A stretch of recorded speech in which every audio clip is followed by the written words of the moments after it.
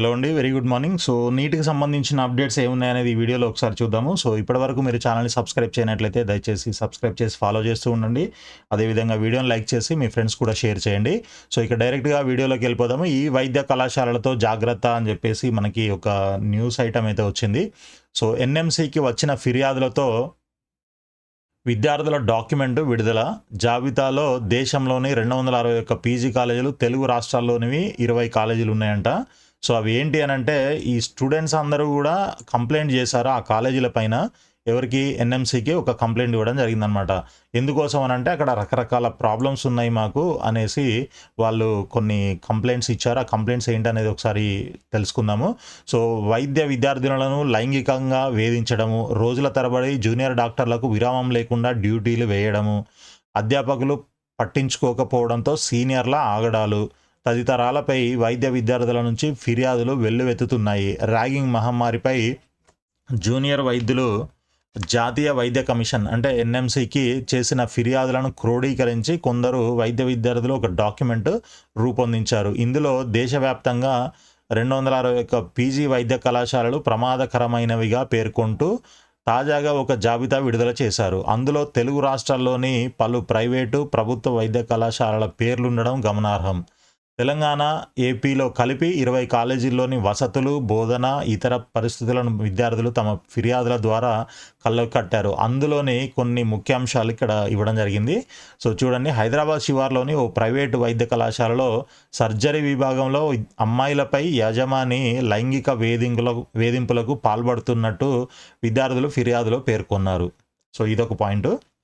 ఇంకోటి తీసుకుంటే, ఏపీలోని రాయలసీమ ప్రాంతంలో ఉన్న ఒక ప్రభుత్వ వైద్య కళాశాలలోని పీడియాట్రిక్స్ విభాగంలో విద్యార్థులను అధ్యాపకులు పనివాళ్ళలా చూస్తున్నారు. చదువు పూర్తి చేసి బయటకు వెళ్ళే సమయానికి డిపార్ట్మెంట్ ట్యాక్స్ కూడా చెల్లించాల్సి ఉంటుందని వివరిస్తున్నారంట.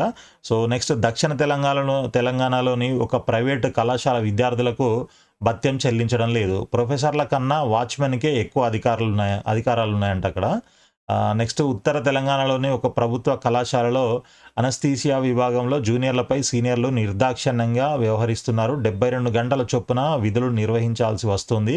అధ్యాపకులు తమ ప్రైవేటు ప్రాక్టీస్లో మునిగి తేలుతుండగా ప్రాక్టికల్ మార్కులు తమ చేతుల్లో ఉంటాయని సీనియర్లు బ్లాక్మెయిల్ చేస్తున్నారంట.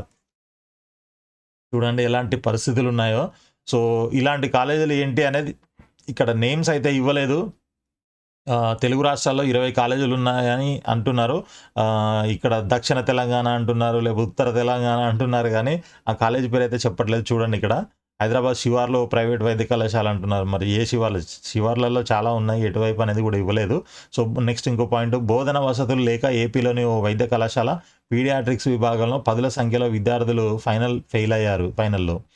ఇది నెక్స్ట్, హైదరాబాద్లోని ఓ ప్రైవేట్ వైద్య కళాశాలలో ఆర్థోపెడిక్స్ విభాగంలో కొందరు అధ్యాపకులు విద్యార్థులను దుర్భాషలాడుతున్నారంట. ఇట్లా తయారయ్యారు చూడండి. ఓకే, తెలంగాణలో కొత్తగా ఏర్పాటు చేసిన ఓ ప్రభుత్వ వైద్య కళాశాలలో పాఠాలే సరిగా బోధించడం లేదు, ప్రయోగాలు కూడా చేయించడం లేదంట. సో కొత్తగా ఏర్పాటైన కాలేజీలు ఏంటి అనేది చూసుకోండి.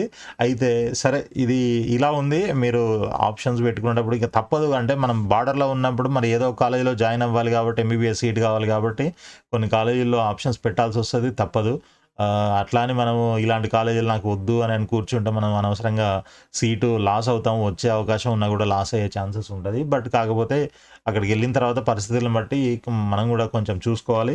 ఇప్పటికే చాలా కాలేజీల్లో స్టూడెంట్స్ ధర్నాలు చేయడం కూడా జరుగుతుంది. అక్కడ ఫెసిలిటీస్ సరిగా లేవు, ఇన్ఫ్రాస్ట్రక్చర్ బాగాలేదు, ల్యాబ్స్ లేవు, లైబ్రరీస్ ఇట్లాంటివన్నీ లేవు. హాస్టల్ ఒక దగ్గర, కాలేజ్ ఒక దగ్గర, హాస్పిటల్ ఒక దగ్గర ఇలా ఉంటున్నాయి. చాలా ఇబ్బందులు అవుతున్నాయి మాకు అని చెప్పేసి చాలామంది చెప్పడం జరుగుతుంది. బట్ మేబీ అది అన్నీ సార్ట్ అవుట్ చేయడానికి కొంత టైం కూడా పడుతుంది.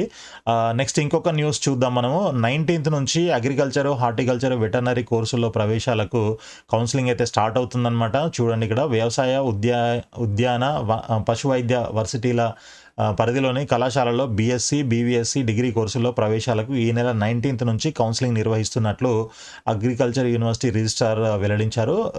హైదరాబాద్ రాజేందర్ నగర్లోని అగ్రికల్చర్ యూనివర్సిటీ ఆడిటోరియంలో తొలి రోజు ఉదయం 10 గంటల నుంచి టీజీఈ ఏపీ సెట్లో 1450 ర్యాంకుల వరకు సాధించిన వారికి కౌన్సిలింగ్ నిర్వహిస్తామని ఈ నెల 23 నాటికి 4499 వరకు ర్యాంకులు సాధించిన వారికి కౌన్సిలింగ్ జరుగుతుందని తెలిపారు. పూర్తి వివరాలు వెబ్సైట్లో తెలుసుకోవచ్చు. pjtau.edu.in వెబ్సైట్లో ఉంటాయి. నేను కూడా చూపిద్దాం అనుకున్నాను, బట్ కొంచెం ఇంపార్టెంట్ న్యూస్ కవర్ చేద్దామని చెప్పేసి దీంట్లో చూపించట్లేదు.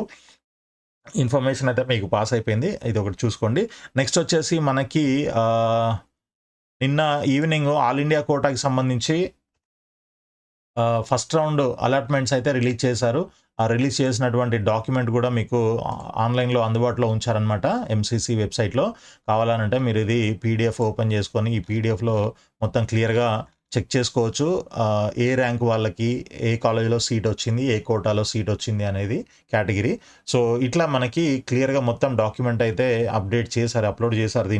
దీంట్లో మొత్తం 26,608 మందికి సీట్లు రావడం జరిగిందనమాట. ఓకే, 26,608 మందికి దీంట్లో ఎంబీబీఎస్ ఉంటుంది, బీడీఎస్ ఉంటుంది అండ్ బీఎస్సీ నర్సింగ్ కూడా ఉంటుందన్నమాట. వీటన్నిటికీ ఈ 3 రకాల కోర్సులకి all India quota, NRI resident Indian, ఇంకా ఓపెన్ సీట్ కేటగిరీ, ఇట్లా రకరకాల కోటాస్ ఏవైతే ఉన్నాయో వాటన్నిటిలో కలిపి ఇంతమందికి 26,608 మందికి సీట్లు అలాట్ చేయడం జరిగిందనమాట. అయితే మన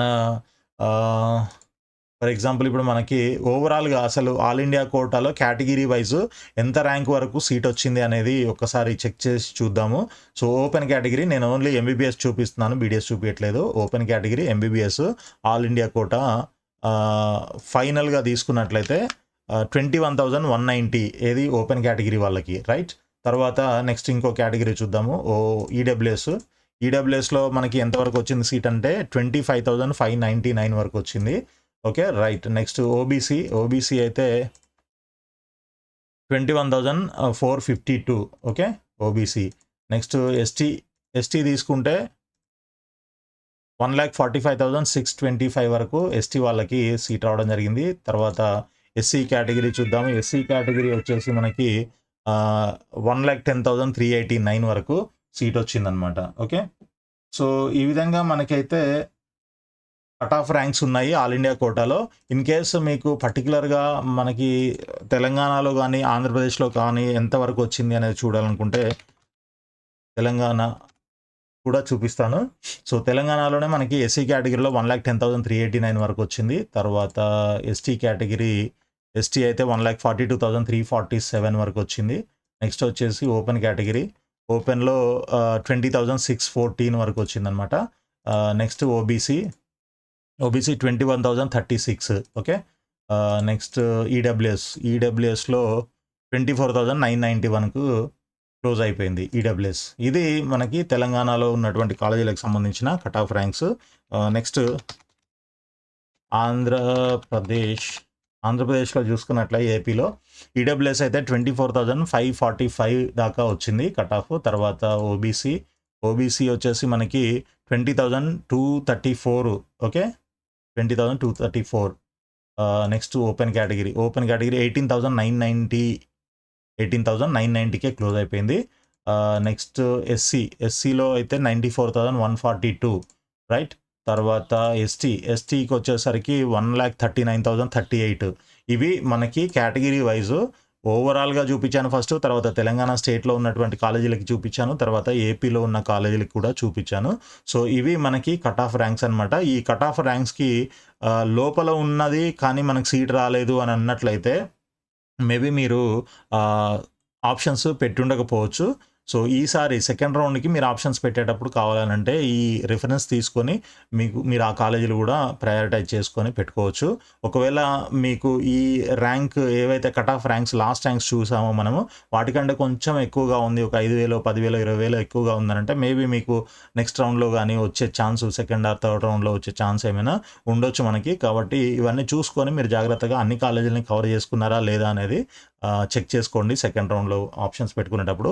ఇక డిఫరెన్స్ చాలా ఎక్కువ ఉంది, 50,000 ఉంది లేదా 1,00,000 ఉంది అని అంటే మేబీ మీకు సీట్ వచ్చే అవకాశం చాలా తక్కువ. అయినా మీరు ట్రై చేయాలి అని అనుకుంటే తప్పకుండా ఆప్షన్స్ అయితే పెట్టుకొని మీరు ప్రయత్నం అయితే చేయండి. ఇప్పుడు ఆల్రెడీ మీరు రిజిస్టర్ చేసే ఉంటారు కాబట్టి మళ్ళీ కొత్తగా చేసేది ఏం లేదు కాబట్టి ఓన్లీ ఆప్షన్స్ పెట్టుకోవడమే. సో అదైతే మీరు తప్పకుండా చేసుకోవచ్చు. సో ఇది ఈరోజు ఉన్నటువంటి అప్డేట్స్ మనకి.